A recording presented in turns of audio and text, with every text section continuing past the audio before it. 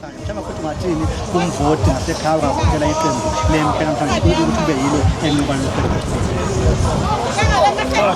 bingalela Thembiso la ngamandla ngelo diployiwe kulolu khetho lala 15 mhlawumbe lenga hlala ngasemkhulu kanti masipala umkhanyo thina siyiqembu le-MK singenela ukhetho nenhloso yokuliwina iward sithi masibala ama-results namhlanje after ukuvota kube yona MK phuma phambili siyacela bonke abantu abangakezi ukuzovota beze bezovotela i-MK ukuze belibone ushintsho lolo kade ngasebenzika bazolithola after evoteni kahle kwabo uma bevotela i-MK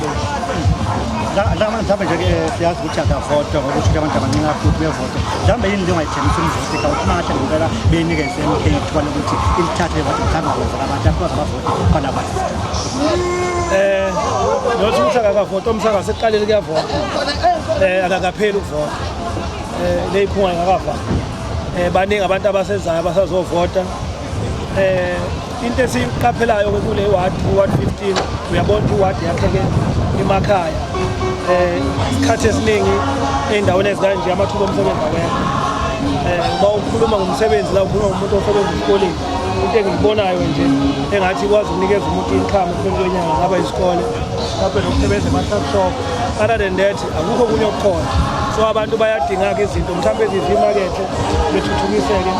kule ward ukuze bekwazi ukuthola